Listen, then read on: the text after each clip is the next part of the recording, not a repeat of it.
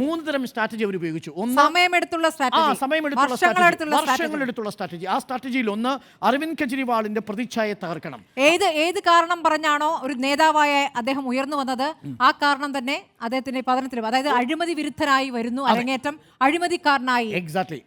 ഒരു മഫ്ലറും ചുറ്റി വാഗണാർ കാറിൽ വന്നിറങ്ങി ലോക് ജൻപാൽ ബില്ലിന് വേണ്ടി ആ തണുപ്പത്ത് അണ്ണാ ഹസാരയുടെ ഒപ്പം ഇരുന്ന അരവിന്ദ് കെജ്രിവാൾ എന്ന ഒരു കുറിയ മനുഷ്യൻ, എന്ന ഒരു ചെറിയ മനുഷ്യൻ, ഒരു സാധാരണക്കാരനായി ജനങ്ങൾക്കൊപ്പം അലിഞ്ഞു ചേർന്നതാണ് ആം ആദ്മി പാർട്ടിയുടെ വിനീതമായ തുടക്കം. ആ തുടക്കത്തിന്റെ തലയ്ക്കു തന്നെയാണ് BJP അടിച്ചത്.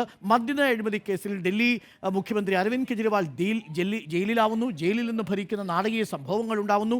ഒടുവിൽ ജനവികാരം തിരിച്ച് ആകുമെന്ന ഘട്ടത്തിൽ അതിശയ ഭരണം ഏൽപ്പിക്കുന്നു. അപ്പോൾ ആദ്യം പ്രതിച്ഛായ പരാജയപ്പെടുത്തി. രണ്ടാമത് യമുനയിൽ അടക്കമുള്ള അദ്ദേഹത്തിന്റെ പ്രധാനപ്പെട്ട പ്രോമിസുകൾ, ഗവേണൻസിനെയാണ് അറ്റാക്ക് ചെയ്യാൻ ശ്രമിച്ചത്. യമുനയിൽ ഇറങ്ങി കുളിക്കും, യമുനയിലെ വെള്ളം കുടിക്കുമെന്ന് പറഞ്ഞിട്ട് അവസാനം യമുനയിൽ വിഷം കലക്കുന്നത് ഹരിയാനയാണെന്ന് പറഞ്ഞത് നല്ല രീതിയിൽ തിരിച്ചടിച്ചിട്ടുണ്ട്. അത് അമിത്ഷാ വളരെ വ്യക്തമായ ക്യാമ്പയിനിലേക്ക് കൊണ്ടുവരികയും രാഹുൽ ഗാന്ധിയും പറഞ്ഞു.